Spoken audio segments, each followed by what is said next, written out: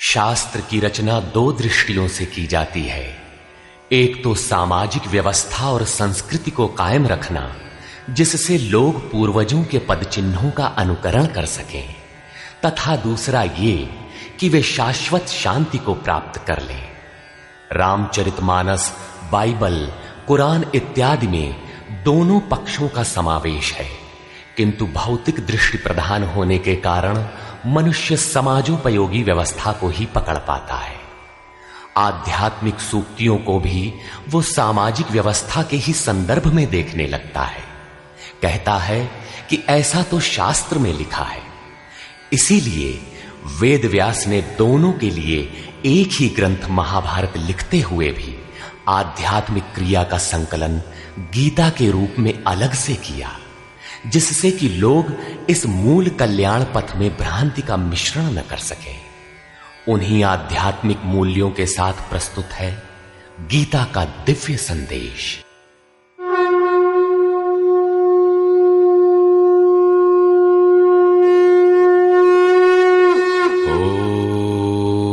ओम श्री परमात्मने नमः। यथार्थ गीता, श्रीमद् भगवत गीता, अथ तृतीयो अध्यायः। अध्याय 2 में भगवान श्री कृष्ण ने बताया कि यह बुद्धि तेरे लिए ज्ञान मार्ग के विषय में कही गई। कौन सी बुद्धि? यही कि युद्ध कर, जीतोगे तो महामहिम की स्थिति प्राप्त कर लोगे और हारोगे तो देवत्व है। जीत में सर्वस्व है और हार में भी देवत्व है, कुछ मिलता ही है। अतः इस दृष्टि से लाभ और हानि दोनों में कुछ न कुछ मिलता है, किंचित भी क्षति नहीं है। फिर कहा, अब इसी को तू निष्काम कर्मयोग के विषय में सुन। जिस बुद्धि से युक्त होकर तू कर्मों के बंधन से अच्छी प्रकार छूट जाएगा। फिर उसकी विशेषताओं पर प्रकाश डाला। कर्म करते समय आवश्यक सावधानियों पर बल दिया कि फल की वासना वाला ना हो, कामनाओं से रहित होकर कर्म में प्रवृत्त हो और कर्म करने में तेरी अश्रद्धा भी ना हो, जिससे तू कर्म बंधन से मुक्त हो जाएगा। मुक्त तो होगा, किंतु रास्ते में अपनी स्थिति नहीं दिखाई पड़ी। अतः अर्जुन को निष्काम कर्मयोग की अपेक्षा ज्ञान मार्ग सरल और प्राप्ति वाला प्रतीत हुआ। उसने प्रश्न किया, जनार्दन, निष्काम कर्म की अपेक्षा ज्ञान मार्ग आपकी दृष्टि में श्रेष्ठ है, तो मुझे भयंकर कर्मों में क्यों लगाते हैं? प्रश्न स्वाभाविक था। मान लें एक ही स्थान पर जाने के दो रास्ते हैं। यदि आपको वास्तव में जाना है तो आप अवश्य प्रश्न करेंगे कि इनमें सुगम कौन है। यदि नहीं करते तो आप पथिक नहीं। ठीक इसी प्रकार अर्जुन ने भी प्रश्न रखा। अर्जुन उवाच,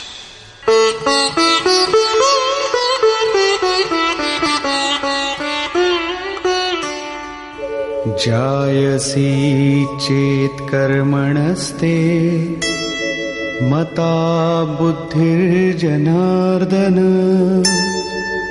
तत्किं कर्मणि घोरे मां नियोजयसि केशव।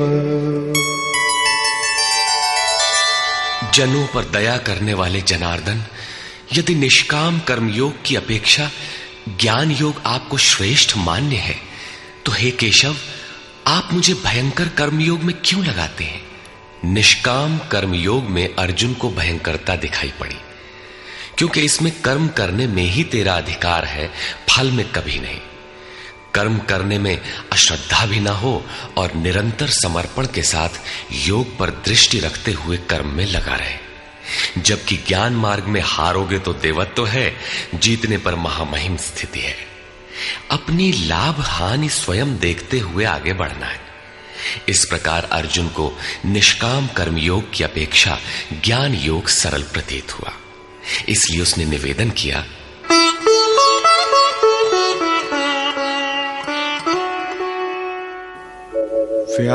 व्यामिश्रेणेव वाक्येन बुद्धिं मोहयसीव मे तदेकं वद निश्चित्य येन श्रेयोऽहमाप्नुयाम्। आप इन मिले हुए से वचनों से मेरी बुद्धि मोहित सी करते हैं। आप तो मेरी बुद्धि का मोह दूर करने में प्रवृत्त हुए हैं। अतः इनमें से एक निश्चय करके कहिए जिससे मैं श्रेय परम कल्याण मोक्ष को प्राप्त हो जाऊं। इस पर श्री कृष्ण ने कहा, श्री भगवान उवाच,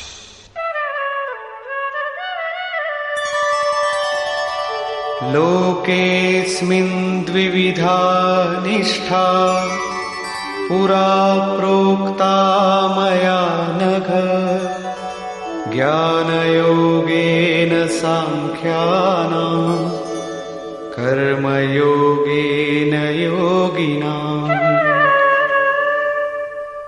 निष्पाप अर्जुन, इस संसार में सत्य शोध की दो धाराएं मेरे द्वारा पहले कही गई हैं।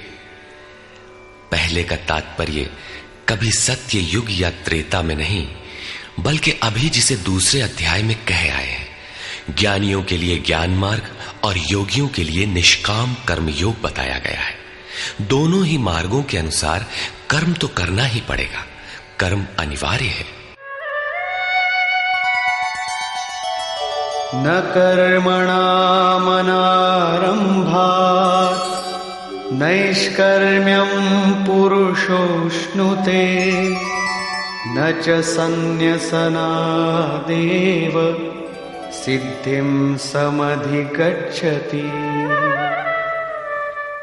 अर्जुन, मनुष्य न तो कर्मों को न आरंभ करने से निष्कर्मता की अंतिम स्थिति को प्राप्त होता है और न आरंभ की हुई क्रिया को त्यागने मात्र से भगवत प्राप्ति रूपी परम सिद्धि को ही प्राप्त होता है।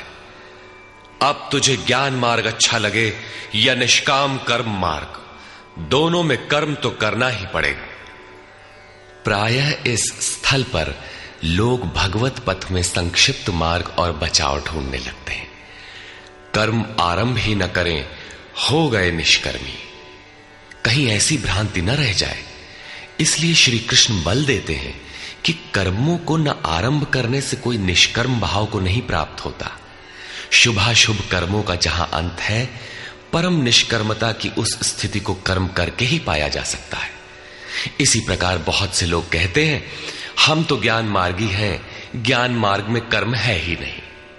ऐसा मानकर कर्मों को त्यागने वाले ज्ञानी नहीं होते। आरंभ की हुई क्रिया को त्यागने मात्र से कोई भगवत साक्षात्कार रूपी परम सिद्धि को प्राप्त नहीं होता है, क्योंकि नहि कश्चित् क्षणमपि जातु तिष्ठत्य कर्मकृत्, कार्यते ह्यवशः कर्म सर्वः प्रकृतिजैर्गुणैः।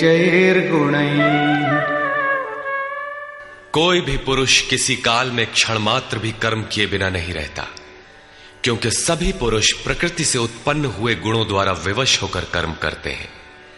प्रकृति और प्रकृति से उत्पन्न गुण जब तक जीवित हैं, तब तक कोई भी पुरुष कर्म किए बिना रह ही नहीं सकता।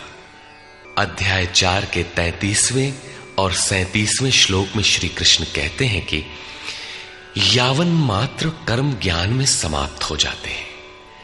ज्ञान रूपी अग्नि संपूर्ण कर्मों को भस्म कर देता है। यहां वे कहते हैं कि कर्म किए बिना कोई रहता ही नहीं। अंततः वे महापुरुष कहते क्या हैं? उनका आशय है कि यज्ञ करते करते तीनों गुणों से अतीत हो जाने पर मन के विलय और साक्षात्कार के साथ यज्ञ का परिणाम निकल जाने पर कर्म शेष हो जाते हैं। उस निर्धारित क्रिया की पूर्णता से पहले कर्म मिटते नहीं, प्रकृति पिंड नहीं छोड़ती।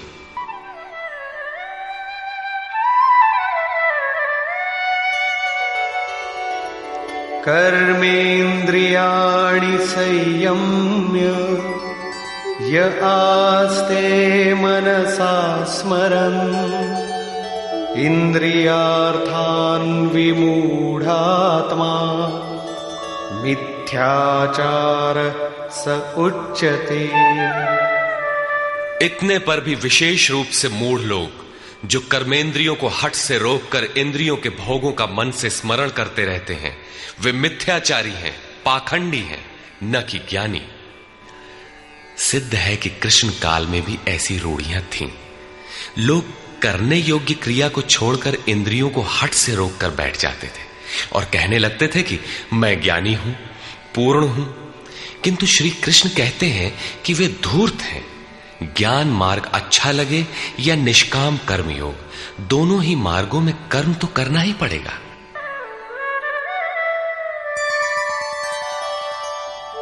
यस्त्विन्द्रियाणि मनसा नियम्यारभतेऽर्जुन कर्मेन्द्रियैः कर्मयोगम् असक्तः स विशिष्यते।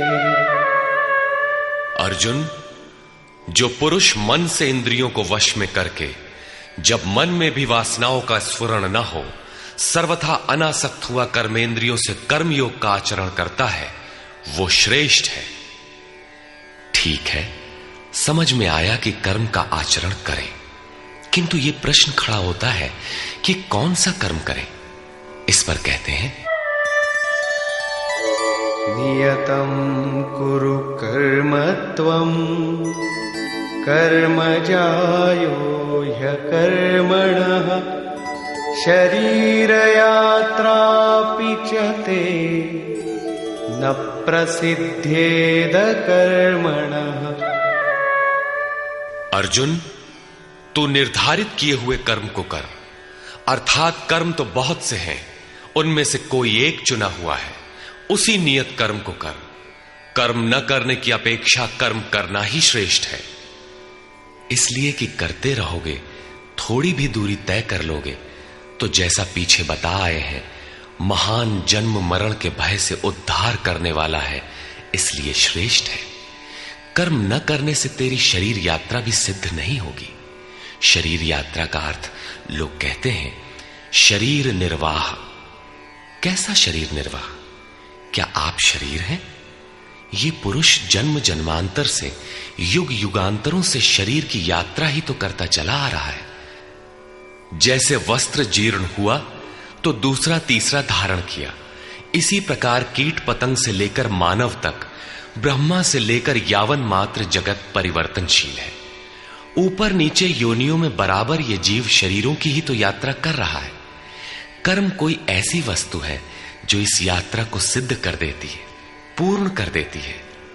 मान ले एक भी जन्म लेना पड़ा तो यात्रा तो जारी है, अभी तो पथिक चल ही रहा है, वो दूसरे शरीरों की यात्रा कर रहा है। यात्रा पूर्ण तब होती है जब गंतव्य आ जाए। परमात्मा में स्थिति के अनंतर इस आत्मा को शरीरों की यात्रा नहीं करनी पड़ती, अर्थात शरीर त्याग और शरीर धारण वाला क्रम समाप्त हो जाता है। अतः कर्म कोई ऐसी वस्तु है कि इस पुरुष को पुनः शरीरों की यात्रा नहीं करनी पड़ती। मोक्ष से शुभात। अर्जुन, इस कर्म को करके तू संसार बंधन अशुभ से छूट जाएगा। कर्म कोई ऐसी वस्तु है जो संसार बंधन से मुक्ति दिलाती है। अब प्रश्न खड़ा होता है कि वो निर्धारित कर्म है क्या? इस पर कहते हैं,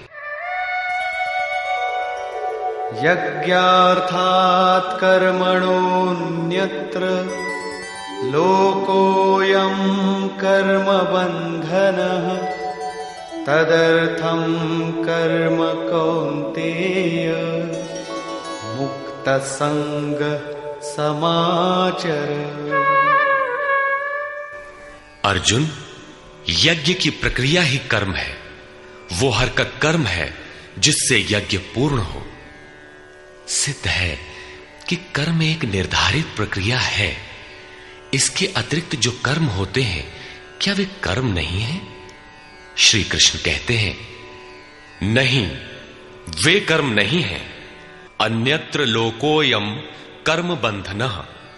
इस यज्ञ की प्रक्रिया के अतिरिक्त दुनिया में जो कुछ भी किया जाता है, सारा जगत जिसमें रात दिन व्यस्त है, वो इसी लोक का एक बंधन है, न कि कर्म।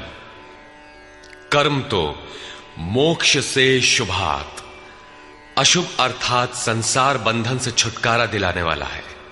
मात्र यज्ञ की प्रक्रिया ही कर्म है। वो हरकत कर्म है जिससे यज्ञ पूरा होता है।